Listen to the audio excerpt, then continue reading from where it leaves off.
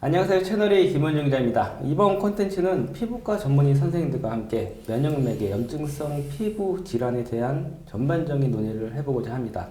염증성 피부 질환에 대해서 전반적인 관리와 더불어서 치료 방법이 무엇이 있는지 자유로운 토론 형식으로 좀 진행을 할 건데요. 각자 소개 좀 부탁드리겠습니다. 네, 안녕하세요. 분당 차병원 피부과 이희정입니다. 네, 안녕하세요. 분당 차병원 피부과에 있는 김동현입니다. 안녕하세요. 분당차병원 피부과 신정우입니다. 반갑습니다. 네, 오늘 이렇게 자유롭게 좀 토론 형식으로 할 건데 좀 편안하게, 제가 좀 불편한 것 같은데 저를 좀 편안하게 해주시면 좋을 것 같습니다. 네. 본격적인 진행에 앞서서 앞에 이제 그 OX 판넬이 있는데 제가 이제 질문을 잠깐 간단하게 드릴 겁니다. 그래서 맞으면 O, 틀리면 X를 들어주시면 됩니다. 자, 첫 번째 질문은 이 건선, 이 아토피 피부염, 화농성 한선염 모두 이 면역 매개성 질환인가요? 네. 맞습니다. 다 O를 들어주셨는데 김동현 교수님부터 왜 O를 들어주셨는지 설명을 좀 해주시면 좋을 것 같아요. 네, 아마 여기 유튜브를 시청하시는 청취자께서는 면역 매개성이라는 거에 대해서 좀 어렵게 느끼실 수는 있는데요. 피부과 질환 중에 많은 질환들이 이런 면역 체계에 이상이 생겨서 나타나는 질환이라고 할 수 있습니다. 대표적인 게 건선이라고 하는 병, 아토피 피부염, 또 만성 두드러기, 화농성 한선염, 또 원형 탈모 같은 어떻게 보면은 좀 서로 연관이 없을 것 같은 병들이 면역 체계에 이상이 생겨서 나타나는 병이라고 저희가 정의할 수 있습니다. 사실 이 면역 체계의 이상이라고 환자분들께 말씀을 드리면 면역의 저하로 받아들이시는 경우가 많은데요.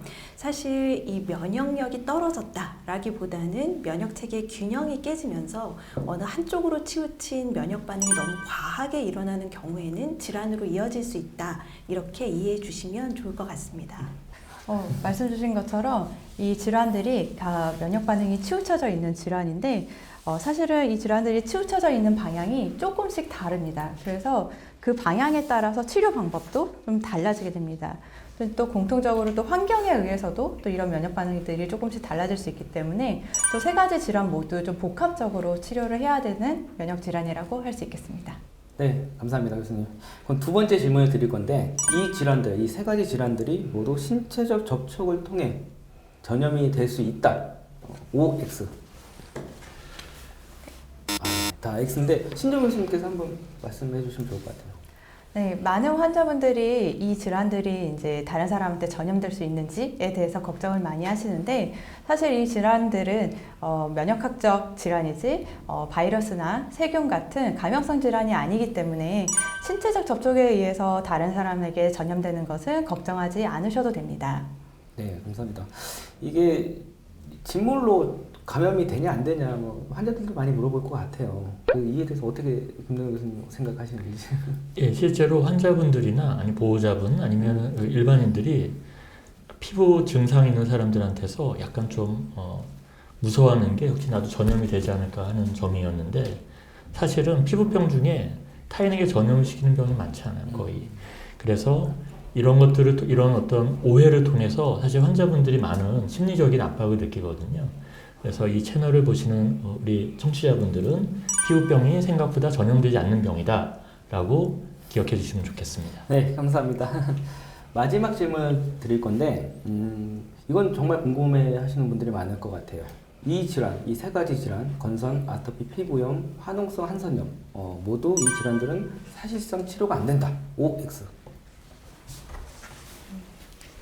근데 다 이렇게 하니까 좀 짜고 치는 것 같은데. 치료가 안 된다. 그러니까 이정 교수님 한번 좀 설명 좀 부탁드릴게요.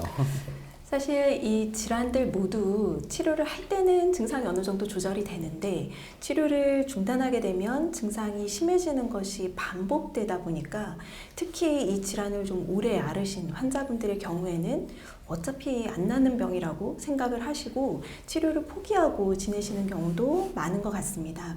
그렇지만 저희가 고혈압이나 당뇨와 같은 이제 대표적인 성인병의 경우에도 꾸준히 조절하고 관리를 하는 것이지 꼭 완치를 이야기하진 않잖아요. 그래서 오늘 말씀드릴 이 세 가지 질환들 모두 적절한 치료와 관리를 꾸준히 하게 되면 충분히 증상이 개선될 수 있습니다. 네, 이렇게 몸풀기로 조금 간단하게 질문 드렸고 또 간단하게 말씀을 해주셨는데 이제 본격적으로 이제 새 질환에 대해서 한번 조금 깊게 들어가 보도록 하겠습니다. 이제부터 이제 OX가 아니라 이제 좀 자유롭게 이제 말씀해 주시면 되고요. 제가 이제 드리는 질문이 오늘 이제 면역을 매개로 하는 질환이잖아요. 이 건선, 아토피 피부염, 화농성 한선염 이 세 가지 질환이 공통점이 있다라고 하는데 어떤 공통점들이 있는지 임동훈 교수님 한번 말씀 부탁드리겠습니다. 네, 건선과 아토피 피부염, 화농성 한선염은 이렇게 보이는 증상이 사실은 많이 다르고 생기는 이유, 또 호발하는 연령, 호발하는 부위가 많이 다르기 때문에 다른 병 같지만 네. 실제로는 공통적으로 어떤 면역 체계 이상이 생겨서 생긴다는 점, 그럼으로써 이게 처음에 시작된 이후에 이 증상이 잘 조절이 안 되면 굉장히 만성적인 경과를 보이거나 또는 이거를 치료를 적극적으로 하면은 또 증상이 굉장히 좋아질 수 있다는 점에서 공통적인 점들이 많아요. 그래서 최근에는 일례로 올해 새로 시작된 어떤 산정특례라고 하는 제도가 이런 방금 말씀하신 건선, 아토피 피부염, 화농성 한선염 모두 이런 중증 질환에 대한 이런 제도가 있다는 게 공통점입니다. 우리나라의 희귀 질환이나 암이나 네. 또는 난치성 질환 환자들은 사실은 이런 병을 치료하기 위해서 굉장히 많은 경제적 비용이 들거든요. 그래서 이런 환자들을 적극적으로 치료를 했을 때 얻는 사회 경제적 비용 또는 환자가 얻는 이익이 굉장히 크기 때문에 이런 것들을 환자 스스로 개인이 이렇게 해결하기 힘드니까 나라에서 네네. 일정 부분을 도와주는 제도라고 이해하시면 되겠습니다. 네, 그럼 모든 환자들이 받을 수 있는 건 아니잖아요. 그렇죠. 그래서 네. 중증 환자들, 그래서 치료 비용이 굉장히 많이 드는 비용이 많이 드는 치료제를 사용해야 되는 중증 환자들에 대해서 어떤 환자가 내는 본인 부담금의 많은 부분을 좀 국가에서 해결해줘서 본인 부담금을 줄여주는 제도라고 우선은 쉽게 말씀드릴 수 있겠습니다. 네, 감사합니다. 그리고 이 세 가지 질환 모두가 꾸준한 관리와 치료가 필요하다고 하는데 이정 교수님 한번 좀 설명 좀 부탁드릴게요. 네, 이 세 가지 질환의 경과 자체가 굉장히 만성적이고 잘 조절이 되다가도 이제 다양한 악화 요인들의 영향을 받아서 증상이 심해질 수 있기 때문에 모두 이 질환들은 꾸준한 치료가 굉장히 중요하다고 할 수 있겠습니다. 그리고 그 이외에도 사실 공통점이라고 얘기할 수 있는 게 이 질환들 중에서도 특히 증상이 심한 중증 환자분들께 적용 가능한 효과적인 치료제들이 최근 들어 굉장히 많이 개발이 되고 있어서 이전과 비교해 보았을 때 이 치료를 통해서 기대할 수 있는 개선 정도가 굉장히 높아졌다라는 점도 굉장히 희망적인 공통점인 것 같습니다. 과거랑 비교했을 때 어떤 변화가 있었나요? 정말 불과 5년 전하고 비교해서 말씀 주신 것처럼 정말 새로운 치료제들이 많이 나왔고 안전하고 효과적인 치료제들이 많이 나왔습니다.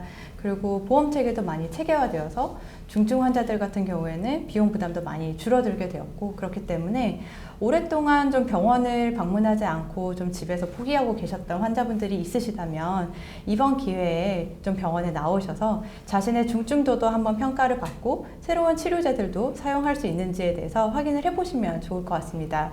또 이 질환들이 또 공통적으로 좀 만성적으로 후전과 악화를 반복하는 질환이다 보니까 악화되었을 때 좀 많이 걱정하시는 분들이 있는데 꼭 오셔서 전문의하고 상담을 통해서 관리를 잘 해 나가시면 좋겠습니다.